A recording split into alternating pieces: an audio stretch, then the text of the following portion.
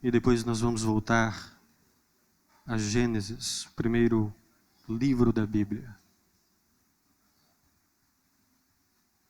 Todos encontraram? Amém?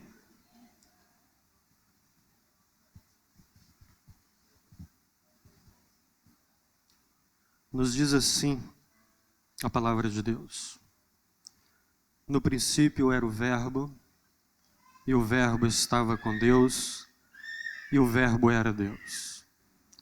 Ele estava no princípio com Deus, e todas as coisas foram feitas por intermédio dele, e sem ele nada do que foi feito se fez. Agora vamos para Gênesis capítulo 1.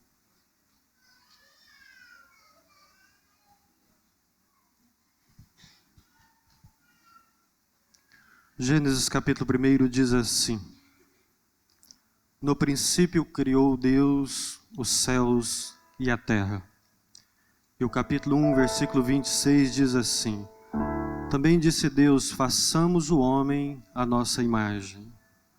E o capítulo 2, versículo 7, vai nos dizer assim a palavra de Deus: então formou o Senhor Deus ao homem do pó da terra, ele soprou nas narinas o fôlego de vida, e o homem passou a ser alma vivente.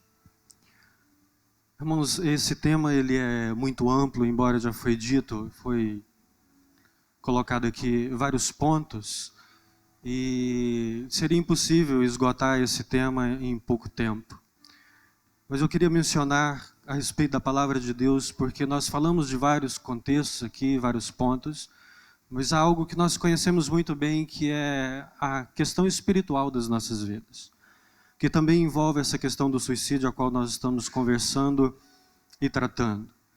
Então, uma das coisas que nós sabemos, que eu quero reforçar aqui, é que os números, eles não são divulgados com precisão, porque os próprios números, eles instigam mais suicídio.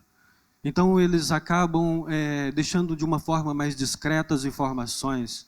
Até mesmo a campanha não é uma campanha tão escandalosa, tão vista assim, mas ela vai tomando proporção para que não instigue algumas pessoas que têm pensado em suicídio a vir a executar.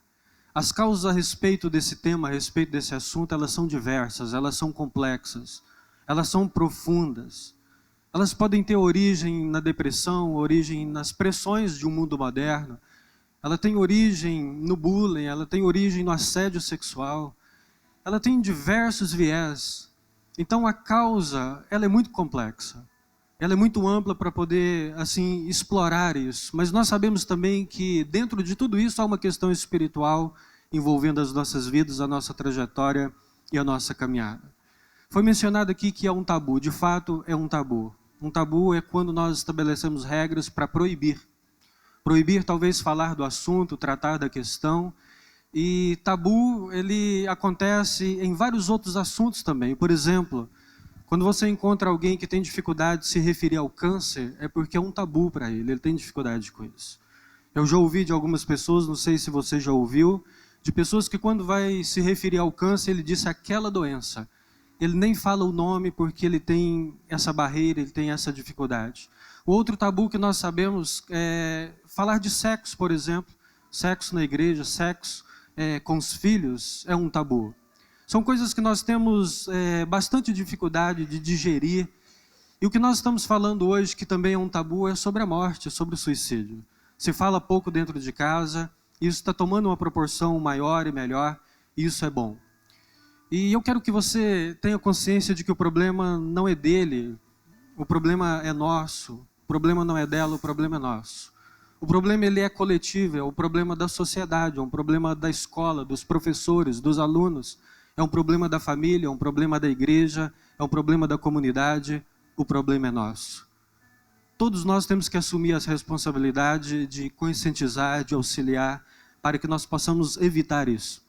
E nós estamos aqui diante de muitas pessoas que estão na geração Y, que é a geração Y. E eu quero dizer para você que não é um problema da sua geração. Não é um problema da sua geração em si. é um problema crônico, é um problema do nosso tempo, porque nós temos suicídio não somente na geração Y, embora adolescentes e jovens, eles têm um número maior, um percentual maior, mas nós temos pessoas na faixa dos 50, dos 60, acima dos 40, nós temos em todas as faixas etárias. Então o problema não é você em si com a sua geração, porque há um conflito de gerações, de ideais e de educação entre gerações. Há um conflito entre a geração Y e a geração X, que é a geração anterior. Eu quero dizer para você que, como cristãos, nós temos que quebrar essa barreira e nós temos que unir esse vínculo, para que nós quebremos os preconceitos de uma geração para com a outra. É comum, eu já me peguei várias vezes fazendo algumas críticas com relação à geração Y, que a gente brinca muito com relação a isso, mas o nosso coração às vezes aperta quando Deus fala conosco. Nós temos que ver como ser humano, independente da geração que ele é, independente do que ele está vivendo, independente daquilo que ele está vivendo neste exato momento. E nós não podemos afirmar também que é simplesmente falta de Deus. Há muitos cristãos, há muitos pastores tirando a própria vida. Eu quero que você desenvolva a consciência de que isso pode ser simplesmente um esgotamento. Burnout, queimou todo o combustível. Está com o tanque vazio, queimou toda a energia, tudo aquilo que ele poderia lutar contra e lutar pela vida, ele gastou, então entrou um cansaço que é maior do que ele. E ele vai perdendo o gosto pela vida, vai perdendo o sentido. Isso pode alcançar a minha vida, pode alcançar a sua, pode alcançar a vida de todos nós que estamos aqui. E é importante as gerações entender isso, porque hoje 5 gerações convivem. Nunca aconteceu isso na história. Se você for estudar as gerações, tem 5 gerações convivendo ao mesmo tempo, e é a primeira vez na história que isso acontece, segundo os especialistas. Então nós precisamos de mais adaptação do que nós imaginamos. Nós precisamos de mais compreensão e mais evangelho do que nós podemos imaginar.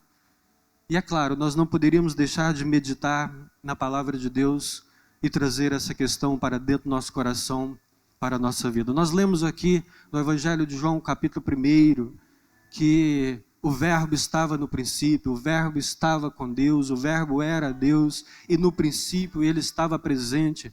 E esse Verbo é uma referência à palavra de Deus e a Jesus como palavra de Deus encarnado.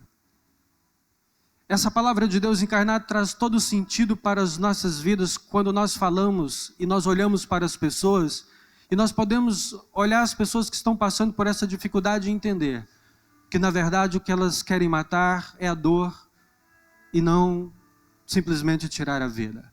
A tentativa delas é de cessar a dor, de cessar a angústia, mas elas tomam esse caminho porque pensam ser essa a solução.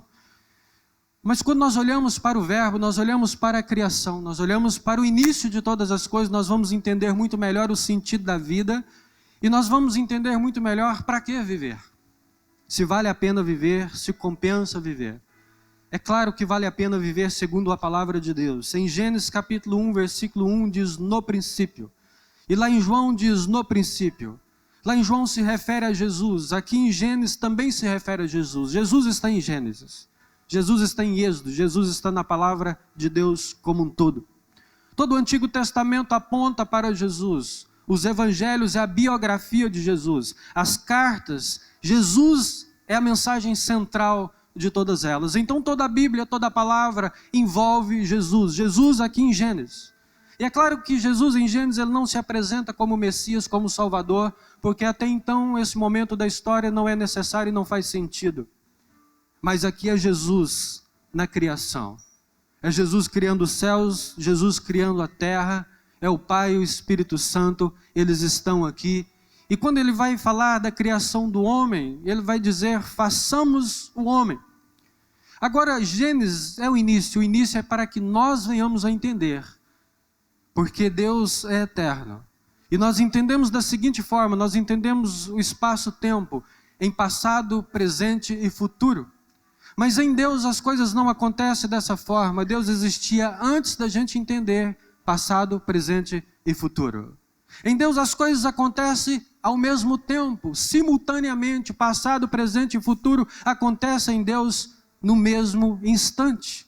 É por isso que Ele é conhecedor do passado, da sua trajetória, das dificuldades que você enfrentou, dos traumas que você traz na sua vida. Ele conhece este exato momento. Ele conhece o coração e sabe da vida dos 7 bilhões de pessoas que estão na Terra, dos 220 aproximadamente milhões de brasileiros, talvez os 800 mil aproximadamente sorocabanos, talvez os 100 mil da sua cidade, ou 50 mil, aqueles que são da sua família. Ele chega até você, Ele conhece todas as pessoas, toda a trajetória e tudo o que se passa. E nós podemos ser mais cirúrgicos. Deus sabe exatamente o que você está pensando, o que você está sentindo, o que está acontecendo com você, o que passa no seu coração e na sua mente, neste exato momento. Esse é o Deus qual nós conhecemos, é o Deus qual nós professamos. E no capítulo 1, no versículo 26, a palavra de Deus vai dizer: façamos o homem. Se você observar no versículo de número 24, do capítulo 1 de Gênesis, diz assim: disse também Deus, produza a terra seres viventes, conforme a sua espécie. Ele vai dando o relato daquilo que a terra vai produzir. Mas se você olhar o versículo 26, ele também disse Deus, façamos o homem. Deus, ele não olha para a terra que ele criou e diz, produza seres humanos da terra.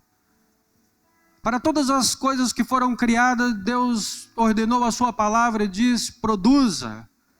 E assim foi sendo produzido, foi sendo criado todas as coisas, mas com relação ao homem, Deus diz, façamos. Isso traz para nós uma relação muito mais pessoal para com Deus. Isso traz para nós uma intimidade muito além para com Deus. Um Deus muito mais próximo, um Deus que é a própria estrutura do homem. Um Deus que se aproxima para se mostrar humano, para criar empatia entre ele e o homem, para desenvolver esse relacionamento, porque essa é a nossa essência, é o sentido da nossa vida. E eu quero dizer que a partir do momento que Deus criou, você é eterno. Quando você morrer, apenas você vai deixar esse corpo, mas você vai continuar a existir. Então reflita sobre isso, que a sua vida terá um final, terá um desfecho, mas nunca terá um fim. Porque ou nós vamos para a eternidade com Cristo para a salvação, ou nós negamos a Cristo e vamos para a eternidade para a condenação, mas não deixamos de existir. As coisas têm um final, a vida nesse corpo tem um final, mas não necessariamente tem um fim, porque Deus nos criou de forma eterna. E nós vamos entender por que Deus nos fez eterno. Então nós olhamos para Gênesis, e a linguagem de Gênesis, ela é abrupta. Você percebe que é uma linguagem que não dá detalhes. Quando Deus fala assim, haja luz, e diz lá, houve luz. Mas ele não dá detalhe da criação, como ele criou a luz, se contém gases, os componentes, quanto tempo demorou, se foi um longo prazo, se foi instantâneo. Ele não se preocupa em dar detalhes, porque Gênesis também é um livro que parte da fé, que parte do criacionismo, que parte do Deus que é soberano. Então ele não gasta tempo aqui em desenvolver uma tese científica para provar a existência de Deus, não. Eu creio em Deus. Ele não desenvolve aqui uma tese para desenvolver, desenvolve uma tese aqui para provar a existência de Deus a partir da biologia, não. Ele simplesmente diz, façamos o homem, e Deus fez o homem, que todas as coisas surjam da palavra de Deus, e as coisas vão surgindo da palavra de Deus, e Jesus está aqui criando. E Gênesis capítulo 2, no versículo 7, o texto que nós lemos, o versículo que nós lemos diz assim, então formou o Senhor Deus ao homem, do pó da terra, lhe soprou nas narinas o fôlego de vida, e o homem passou a ser alma vivente. Ele não está nos dando detalhes, mas está dizendo, a origem de tudo é Deus. A origem do homem é Deus. A origem do homem é Jesus. E quando nós vamos lá para o Novo Testamento, Jesus como Salvador, Jesus tem que estar em nós, a tua palavra tem que estar em nós para a gente encontrar sentido na vida. Para a gente encontrar aquilo que nos socorre, aquilo que nos compõe. Para encontrar aquilo que nós tanto buscamos de uma forma até mesmo inconsciente, que é simplesmente ter sentido na vida e encontrar motivos para viver.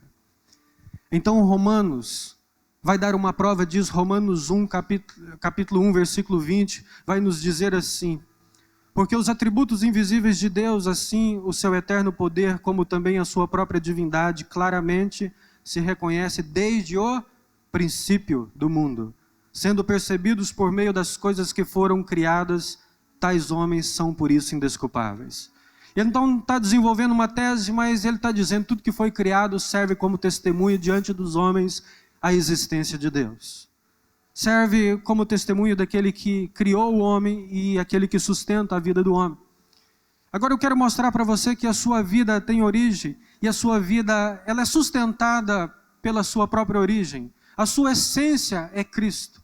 E é Ele quem vai sustentar você, que Ele vai abençoar você, Ele que vai fortalecer você em todos os momentos da sua vida. E aqui no capítulo 2 e no versículo 7, esse texto ele é interessante quando ele vai falar formou o homem do pó da terra, ele vai dizer que é que soprou no homem. E diz aqui que soprou nas narinas o fôlego de vida e o homem passou a ser alma vivente. Isso aqui é um ato de Deus que usa uma linguagem humana para que nós venhamos a entender. Não necessariamente que Deus fez ou precisaria se colocar, se posicionar para ser entendido, mas é uma linguagem que os homens entendem.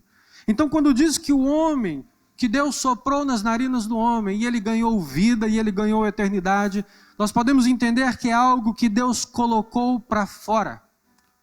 É algo que estava em Deus, é um projeto de Deus, é uma elaboração do interior de Deus, do coração de Deus, e Deus colocou para fora, porque soprar é colocar para fora. E quando Deus coloca para fora, Ele coloca vida, e quando Deus coloca para fora, Ele coloca eternidade. Por isso que você recebeu é vida, e por isso que você recebeu é eternidade. Você nunca vai deixar de existir. A vida, ela não acaba mais a partir do nascimento.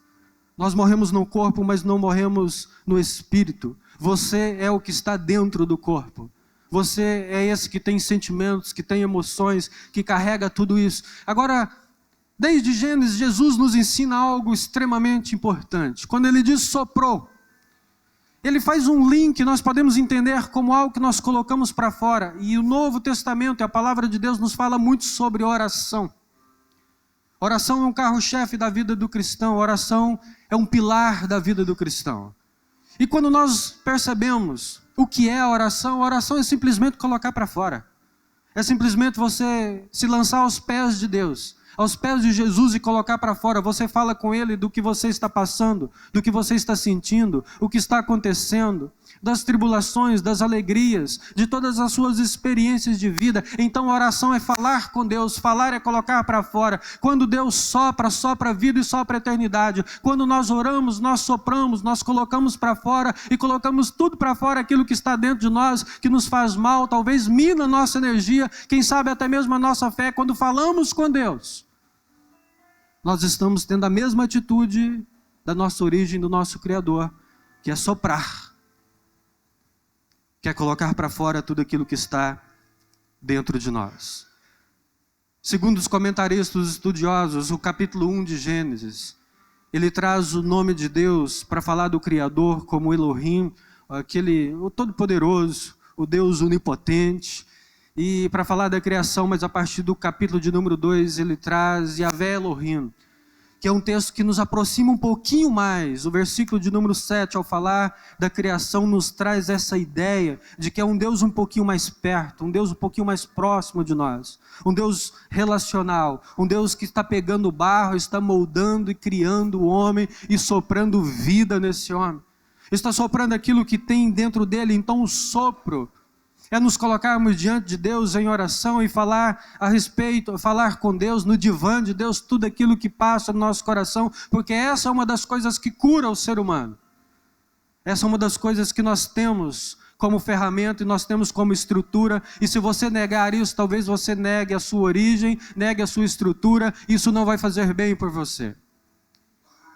E é interessante que Deus, Ele nos dá ferramentas para viver e para viver bem. Nós não temos apenas a oração, nós temos a terapia. Há um preconceito muito grande, há um entendimento muito restrito a respeito da terapia, mas ela é uma ferramenta importante. Primeira coisa, ela não é uma concorrente de Deus. Segunda coisa, ela não substitui a Deus. Terceira coisa, ela não substitui a oração. Deus está no seu devido lugar, a oração está no seu devido lugar. A terapia, ela vem como auxílio para a sua vida, para você receber a ajuda de um profissional, a organizar a sua mente, entender alguns porquês, a origem das coisas, a origem dos problemas, por que isso está acontecendo dentro de você, encontrar um rumo e uma porta de saída para a vida. E eu pergunto para você o que é a oração. E eu pergunto para você o que é uma terapia. A oração é falar, o sopro de Deus é falar, é colocar para fora. A terapia é o que em si? De uma forma bem simplista, a terapia é falar, você chega lá, o terapeuta te ouve e você fala, você fala, você fala, você fala. Você conta a sua história, você conta e fala onde dói. Você conta por que dói, você fala das suas relações familiares, você fala do seu relacionamento com a igreja, você fala do seu relacionamento para com a vida. Isso é uma ferramenta que pode sim ser usada e deve ser usada. Os nossos dias, eles são diferentes, a exigência é grande e nós precisamos colocar isso para fora quando nós armazenamos muita mágoa, muito ressentimento, muitos traumas. Quando nós não encontramos alguém para falar, é que nós explodimos. E a explosão tem como consequência, em muitos casos, o suicídio. Porque não encontrou ninguém para colocar para fora. Não encontrou ninguém para desabafar. Então entenda, colocar para fora faz parte da sua estrutura, conforme Deus te criou. É Jesus aqui em Gênesis, capítulo 2, versículo 7, nos mostrando, é assim que a vida acontece. É assim que a vida acontece em mim. Amém? Estão compreendendo? Então fale diante de Deus, fale com as pessoas. Procure pessoas que você confie, pessoas que amem você, pessoas que estão dispostas a caminhar com você. Pais, sejam bons ouvintes antes da crítica. Filhos, sejam bons ouvintes. Nós precisamos desenvolver a habilidade de ouvir mais. Nós ouvimos muito pouco, nós estamos num tempo em que todo mundo quer falar, a colocar, mesmo que seja nas redes sociais, mesmo que ao vivo ele foge, mas nas redes sociais muita gente fala. Mas nós precisamos desenvolver a habilidade de ouvir os outros para perceber tudo isso. E nós precisamos entender o propósito de Deus para as nossas vidas. E você fazer da oração, e você fazer da conversa um estilo de vida para você. E você vai perceber o quanto isso alivia a carga, alivia o peso. O quanto isso vai curando as feridas. O quanto isso vai tornando a vida mais leve. O quanto isso vai te aproximando de pessoas. Porque um dos primeiros pontos é se isolar de tudo. Por não compreender que Deus soprou nas narinas o fôlego de vida. Que Deus colocou para fora e você precisa fazer isso. E o versículo 7 ainda nos diz assim.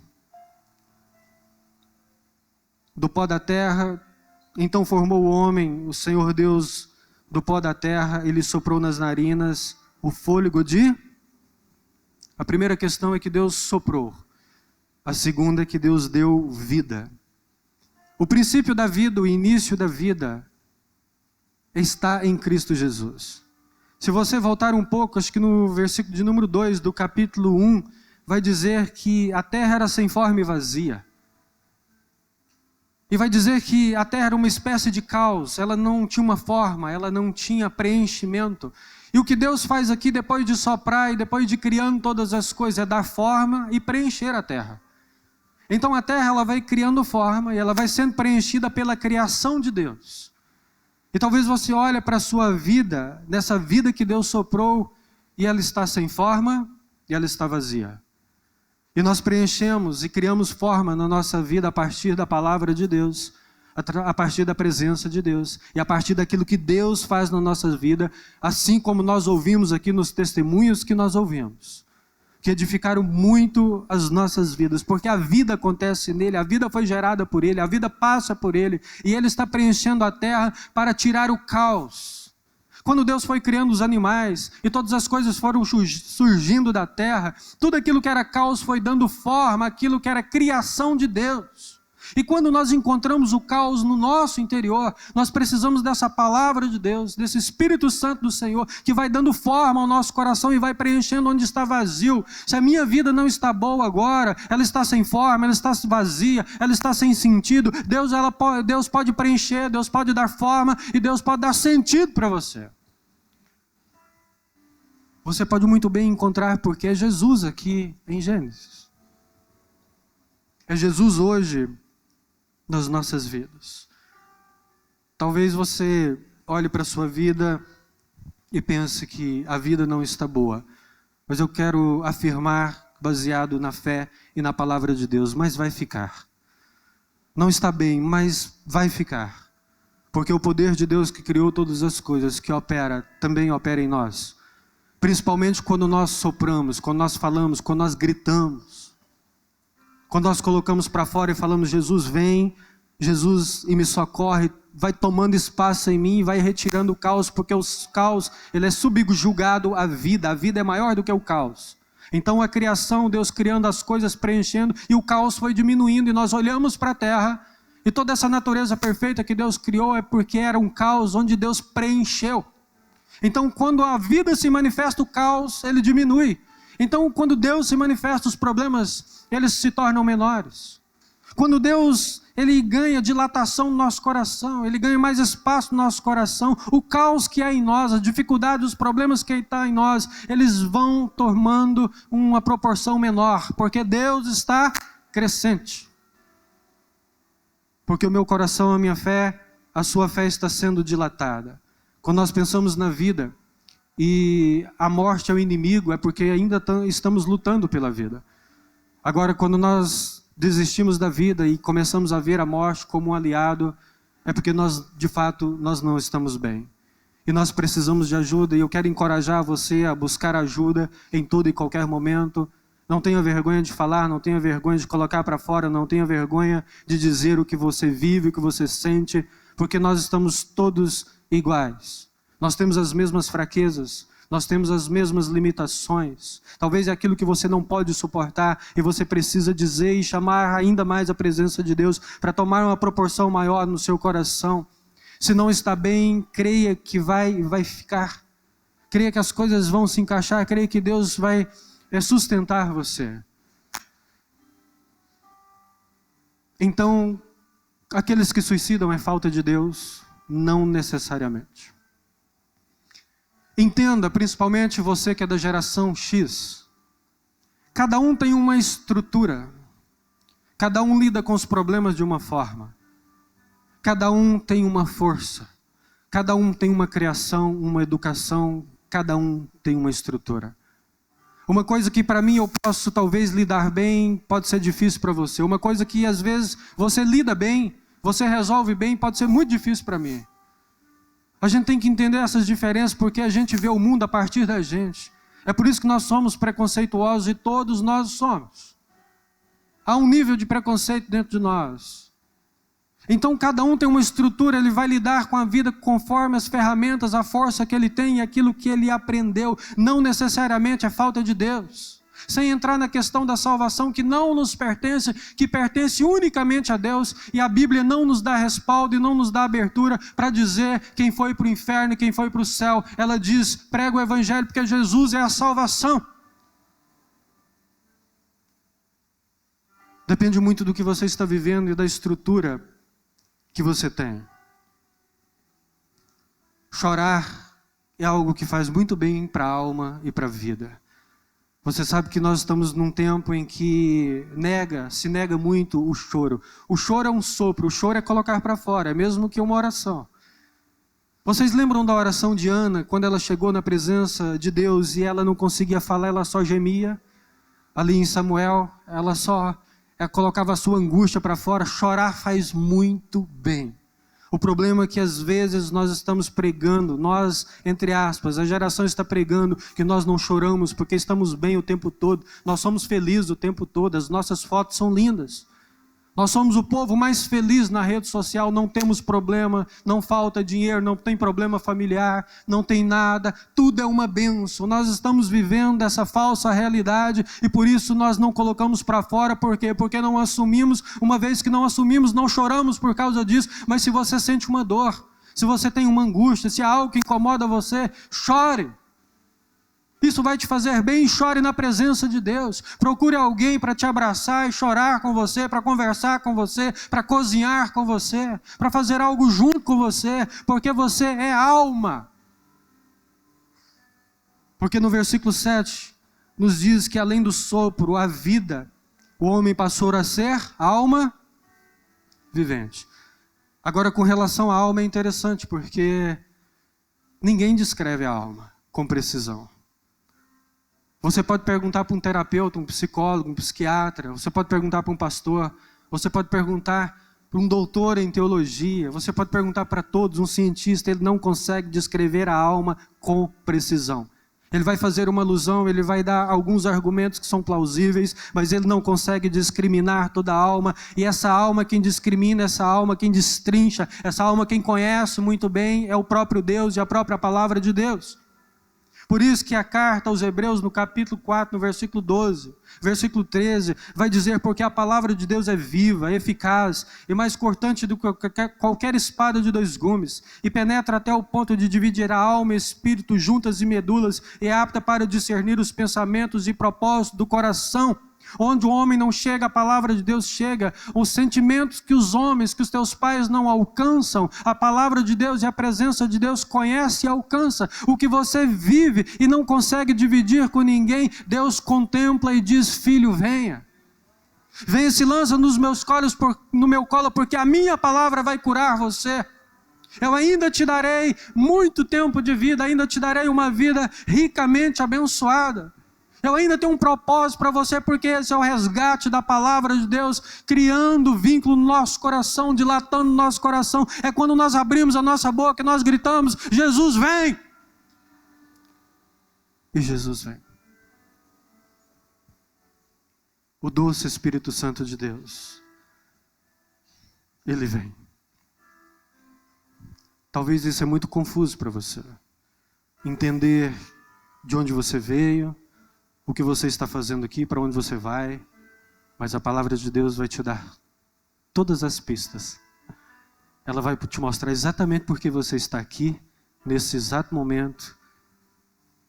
Ela vai te mostrar quem é você, de fato, e ela vai mostrar para onde você vai. Se você não entendeu isso ainda, você vai entender de uma forma muito simples através da palavra de Deus. E o que a palavra ainda nos diz é que ele não somente se tornou alma, mas ele se tornou alma vivente. Observe que ele não se tornou uma alma viva, simplesmente. Claro, mas ele se tornou alma vivente, vivente, no contínuo. A vida é contínua. Não podemos parar para com a vida. Não podemos parar de sentir, de perceber.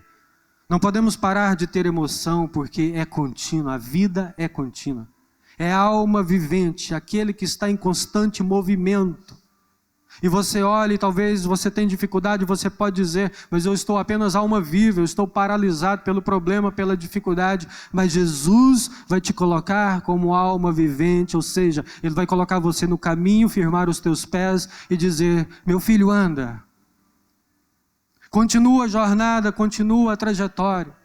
E a alma vivente não é ativismo, se ocupar de 1 milhão de coisas para fugir da realidade, não. Ser alma vivente é estar em contato com o sentimento, é estar em contato com pessoas, é estar em contato com a natureza, é estar em contato com gente, é estar em contato com a vida, é estar em contato com a família, é estar em contato com aqueles que estão à nossa volta, é estar em contato com aquilo que faz sentido e traz sentido, entendendo o perdão de Deus, entendendo a graça de Deus, entendendo o propósito da vida, porque Jesus está aqui em Gênesis dizendo para você: você é alma vivente e você deve continuar em movimento para com a vida, porque eu te sustento.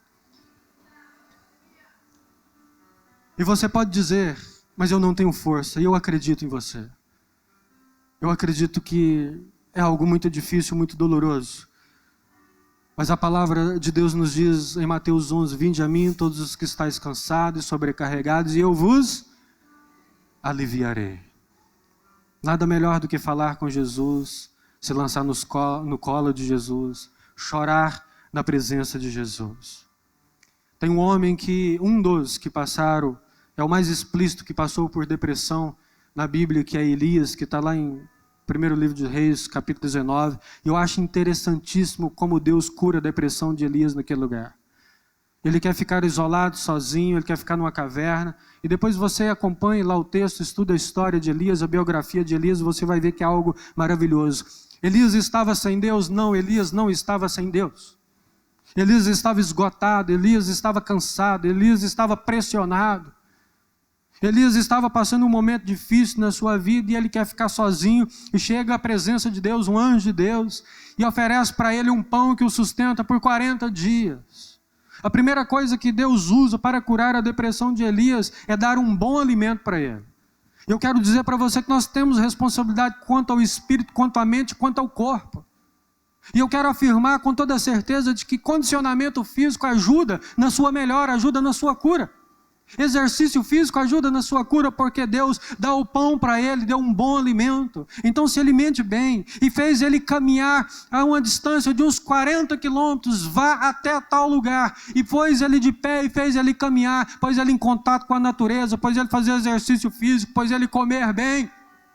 Então você tem que cuidar do homem como um todo, você tem que cuidar da mente, tem que cuidar do corpo, tem que cuidar do espiritual. Você não é apenas uma parte, você é um complexo criado por Deus, que somente Deus explica, mas você tem consciência de que você tem tudo isso, de que você tem um corpo, que você tem uma mente, que você tem um espírito e que todos eles precisam ser cuidados e alimentados. Então nós temos que cuidar de tudo. Então eu aconselho a você, leia os Salmos, e você vai ver que você não é o único que tem crises, que eu tenho crises. Você vai ver que você não é o único que talvez já pensou em tirar a própria vida.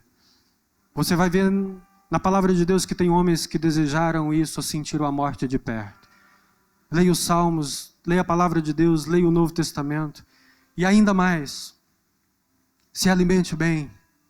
Faça exercício e toma um pouquinho de sol todos os dias. Tudo isso vai te instigar para a vida. Tudo isso vai trazer energia para você. Às vezes a gente fica dentro de um quarto escuro e a gente não toma um sol, a gente não come bem, a gente não faz exercício e o corpo sente. Isso prejudica ainda mais o psicológico. Porque, na verdade, a maioria das doenças são psicossomáticas, há muitas delas. Quando a mente não está bem, o corpo também não está bem. Mas quando você consegue colocar o corpo bem, isso ajuda na cura. Porque você sai para a vida, você enxerga alguma coisa lá fora. E não é difícil interpretar, não é difícil encontrar isso na palavra de Deus, porque Deus, Ele é poderoso para fazer assim, dessa forma. Agora eu estou partindo para o final e eu quero pontuar algumas coisas também que é extremamente importante. Duas delas, e eu quero finalizar com a visão de Jesus, o entendimento de Jesus a respeito da vida e da felicidade. São duas coisas que é extremamente importante. A primeira delas é a autossabotagem. Você precisa entender isso e identificar isso na sua vida. A gente viu aqui em Gênesis como Deus soprou, como Deus deu a vida, o que é a alma do homem, que é complexa e que você é um ser que tem que estar em constante movimento para com a vida, mas existe muita autossabotagem. Sabotagem é quando nós negamos, é quando nós fugimos daquela realidade, é negar a si mesmo. A autossabotagem é o engano que você pensa que está te enganando. Você mente para você mesmo, nós mentimos para nós mesmos. Sabe quando nós fazemos isso? É quando nós não refletimos sobre o problema, o sentimento que nós temos, a dificuldade que nós temos. Quando nós temos um problema, sabe qual que é a primeira atitude que nós fazemos? Nós vamos para outro foco da nossa vida. Nós passamos para um outro assunto. Eu estou sabotando aquilo que aconteceu comigo porque eu não estou refletindo. O fato de eu não refletir, eu não estou digerindo. O fato de eu não digerir quer dizer que isso ficou armazenado na minha mente, no meu coração. Pode ter ficado como dor. Eu não pensei sobre isso, não falei sobre isso, não vivi isso. Eu passei por um outro foco da minha vida. Eu vou focar nos estudos porque eu estou tendo um problema no trabalho. Já viu quando a gente age assim, quando nós somos confrontados por alguém, nós fugimos daquela pessoa? A pessoa nos confronta, fala algo que é realidade e nós fugimos dela. Porque eu não quero lidar com o confronto, eu não quero lidar com o sentimento, eu não quero lidar com essa dificuldade de ter que encarar essa dificuldade e de ter que encarar esse problema. Então eu vou queimando etapas, mas pense bem. Talvez você pensou que queimou a etapa, mas o seu cérebro, a sua mente, ela armazenou no inconsciente. Em algum momento isso vai voltar na sua vida.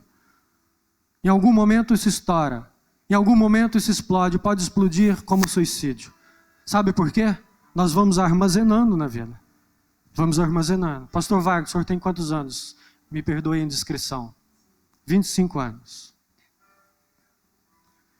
Imagina 25 anos armazenando conteúdo emocional não resolvido. Imagina 25 anos armazenando dores, não elaborando perdão, não se perdoando, não perdoando os outros, não pedindo perdão. Imagina 25 anos sem tratar do problema. Quando isso estoura, é porque não aguentamos mais, o nosso interior está cheio de feridas, de problemas e de coisas mal resolvidas, porque nós ficamos 25 anos mentindo para nós mesmos que o problema não existe, porque eu estou focado em outra coisa, eu vou estudar para esquecer o problema que eu tenho no trabalho, ou eu vou trabalhar muito para esquecer o problema que eu tenho em casa. O que nós precisamos é sentar e conversar sobre aquilo que nós passamos, sentimos e vivemos. Um outro exemplo de autossabotagem é quando ele é um gatinho, mas quando ele olha no espelho, ele enxerga um tigre. Isso é autossabotagem, sabia? Isso é mentir para você mesmo. Você é um gatinho, mas você enxerga um tigre no espelho, quando você se olha no espelho. Você se vê mais forte do que você é. Você se vê maior do que você é. Você se vê como alguém que você não é na realidade. Você começa a dizer que você é forte, que é lá que você tem que chegar, que é lá que você tem que estar. Mas você continua sendo um gatinho e não um tigre. O problema está aí que o gatinho nunca vai ser um tigre. O tigre sempre vai ser maior que o gato. Sempre vai ser mais forte do que o gato. Sempre vai ser mais musculoso do que o gato. Está entendendo? Quando você começa a fazer essas projeções, você começa a sabotar o sentimento e negar as suas fraquezas, negar as suas deficiências, os seus problemas, dizendo que você é daquele tamanho, daquela forma, e que você tem que chegar lá. Mas não é o que Jesus diz, não é a realidade nua e crua que a palavra de Deus nos diz. O que é maravilhoso na palavra de Deus é que Jesus nos pega e coloca os nossos pés no chão e diz: a vida é assim. E você encontra nele todo consolo. Esse é o primeiro ponto. O segundo ponto é uma vida assim, não sei se existe essa expressão, mas eu vou inventar se não existe. Hollywoodiana. Assim, uma vida de Hollywood. É uma vida artística, uma vida de cinema, uma vida de filme. E a gente vai vivendo isso nas redes sociais.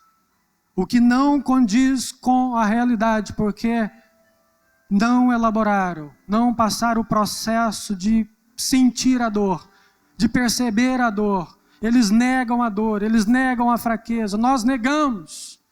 Quando postamos lá que estamos sempre bem, nós estamos negando que um dia ou outro nós não estamos bem. Quando nós postamos lá que nós alcançamos tudo, nós estamos negando que a vida tem frustrações, que a vida tem problemas. Quando nós postamos lá que nós somos os mais felizes do mundo, nós sabemos que nós estamos mentindo, porque todos os dias eles não são assim. Nós não perdemos a fé, nós não perdemos Cristo de vista, mas tem dias que nós temos angústias, tem dias que é necessário mesmo é chorar, não é ir para a rede social e dizer que você está bem, é olhar para os seus pais, olhar para os seus filhos, olhar para o seu pastor, sentar com eles e dizer: eu não estou bem. Eu não estou bem. É aquilo que está em alta, vida épica. Vida épica não é real. Vida épica não é o que Jesus ensina, não é o que a palavra de Deus ensina.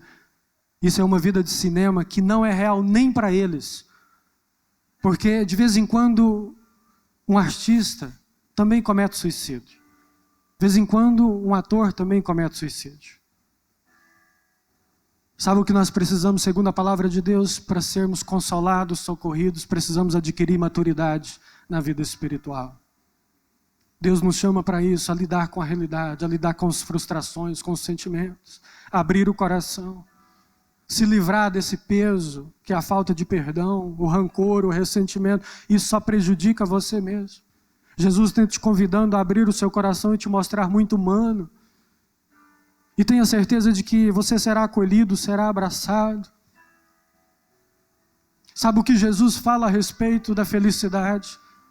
No Evangelho de Mateus, no capítulo 5, versículo 3, vai começar a lista dos bem-aventurados, daqueles que são felizes, e ele começa assim: bem-aventurados humildes de espírito. Humildade, humus, terra, a origem da mesma palavra. Humildade, humus, terra, como Deus te criou. Humildade vai trazer para você todos os outros benefícios. Humildade é chegar diante de Deus, abrir o coração e dizer: Senhor, é assim. Ou sentar com alguém e pontuar aquilo que é necessário. E com sabedoria e maturidade dizer assim: a gente precisa se perdoar, a gente precisa continuar a caminhada, porque somos alma vivente. Não dá para parar a vida, não dá para pedir para descer. Nós temos que estar em constante movimento. Agora Jesus nos coloca de frente à realidade. Conhece a história de Jó? Conhece a história do mal-humorado Jonas? Conhece a história desses profetas, desses homens de Deus? Segundo Freud, a maturidade ela tem pelo menos 3 pontos. Você precisa pegar os teus pontos fortes e colocar em prática e vivê-los. Você precisa praticar aquilo que você é bom. E não fazer isso com orgulho, mas porque você é bom nisso. O segundo ponto, eu estou simplificando o ponto de vista de Freud, é você assumir as suas fraquezas, e você elaborar isso, e você se perdoar até, e você refletir sobre elas. O terceiro ponto, segundo Freud, sabe o que é? Naturalidade para com a vida. Sabe o que é ter naturalidade para com a vida? É entender a nossa humanidade. Assumir as nossas fraquezas, potencializar aquilo que eu consigo realizar e fazer naquilo. Qual é a reação que você tem quando você tropeça e cai? Você levanta rápido, sacode a poeira e vê se ninguém viu. Se ninguém viu, você levanta o nariz e não aconteceu nada, ninguém viu. Isso é não ter naturalidade para com a vida. Sabe o que deveria acontecer conosco? A gente deveria rir de si mesmo. Quando a gente cair, quando você cair, quando eu tropeçar e cair, quando nós tropeçarmos, ria de você mesmo. Você é um bobão mesmo. Aprenda a rir de si mesmo, a tratar as coisas com mais naturalidade. Olha a tensão que nós trazemos para a nossa vida. Ninguém viu, a gente fica preocupado se alguém viu a nossa exposição. Quando você pergunta para uma criança que caiu, ralou toda, machucou, doeu? Não, não doeu. Isso é negar. Ele está negando a naturalidade da vida. É comum você tropeçar e cair. Você tem 1,80 m e tem um pé de 40 centímetros. Então, você pode cair a qualquer momento. Talvez se você tivesse 4 patas, você cairia menos, ia ter mais equilíbrio, mas você só tem 2 pés, então talvez você tenha menos equilíbrio, então cair é comum. Quando você cai, ria. Ria de você mesmo, você tem que aprender a rir de você mesmo, das suas atitudes, seu comportamento. Você tem que aprender a rir dos problemas, não com sarcasmo, mas com leveza, para a vida ficar mais leve, para a vida não ficar tão tensa, para a vida ser natural, para Deus conduzir as coisas, para Deus tomar aquele que é o verdadeiro lugar dele no nosso coração. Maturidade é isso. Agora, quando nós não temos consciência disso, configura que nós somos imaturos, porque reagimos mal a todas as circunstâncias.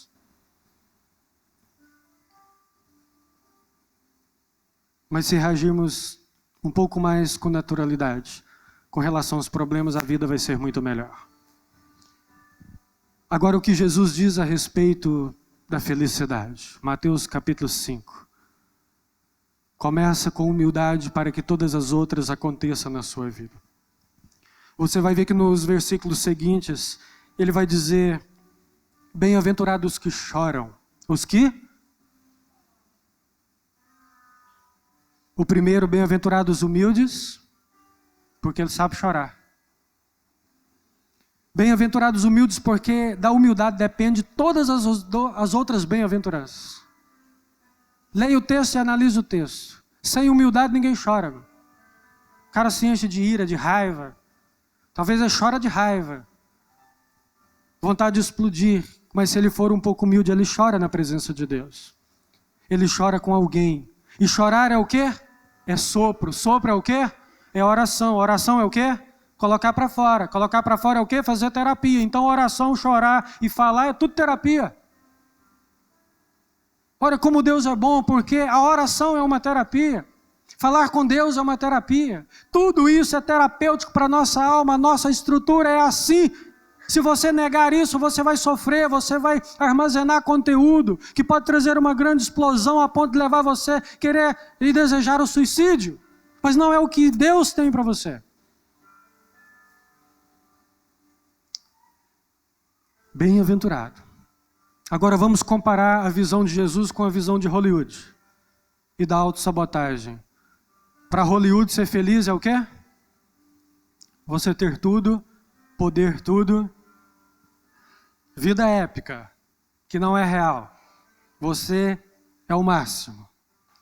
Para Jesus, bem-aventurados humildes. Aprenda a lidar com a realidade. Bem-aventurados que choram. Você não é um super-herói, você deve chorar. Isso vai curar a sua alma. Bem-aventurados perseguidos por causa do meu nome. O que é perseguição? Sofrimento. O que o sofrimento causa? Maturidade. Sem sofrimento ninguém amadurece. Entendeu os processos da vida? Está conseguindo compreender aquilo que Deus tem para você? O que é o sentido da vida? Viver para quê? O que nós vivemos na geração Y, me refiro à geração Y para me referir ao nosso tempo, nos dias de hoje. Ninguém pode sofrer, ninguém pode passar dificuldade, ninguém pode contrariar, ninguém pode dizer não, ninguém pode chamar atenção. Tudo é um problema porque nós negamos todas essas coisas. E a vida só vai ser boa, bem-aventurada, felizes, quando nós alinharmos com o Evangelho que Jesus diz. Sim, podemos ouvir não, podemos ser corrigidos, não vamos ser bons em tudo. Nós temos problemas, temos fraquezas, temos emoções, temos sentimentos, temos coisas que nós não entendemos, temos coisas que não sabemos lidar. Isso é Evangelho, isso é Jesus. Naturalidade para com a vida. Amém? E a gente não poderia deixar de orar por você. Portanto, eu quero deixar uma orientação no conflito de gerações Y e X, que nós devemos criar um vínculo e não fazer o julgamento e não dar a sentença. A dor que para você é pequena, para o outro é muito grande. Isso causa sofrimento. Ele ainda não aprendeu a lidar com isso. Mas vinde a mim, todos que estáis cansados e sobrecarregados, eu vos aliviarei. Eu gostaria que vocês colocassem de pé. Queria chamar o Ministério de Louvor aqui. Pessoal, e lembra que a gente falou sobre o colocar para fora, sobre o sopro, a oração, sobre o falar. Eu queria assim que você fechasse os teus olhos e começasse a falar com Jesus. Jesus está em Gênesis, no princípio se refere a Jesus. E Ele está aqui nessa noite, nessa manhã, perdão. Ele está aqui nesse momento. Ele está aqui nessa hora. É Jesus nas nossas vidas. É Jesus presente em todos os lugares. Feche os teus olhos e comece a falar com Ele. Talvez tenha sido muito difícil para você, muito doloroso para você, mas Ele está aqui para te confortar. Ele está aqui para entender você, para compreender você. Pode ser algo que seja para você um tabu, mas Jesus quer quebrar as barreiras. Eu te convido a abrir o seu coração e dizer para Ele onde dói, a dizer para Ele onde machuca, a dizer para Ele qual é o problema das suas relações, da sua convivência familiar, das suas crises, das dificuldades que você carrega em perdoar,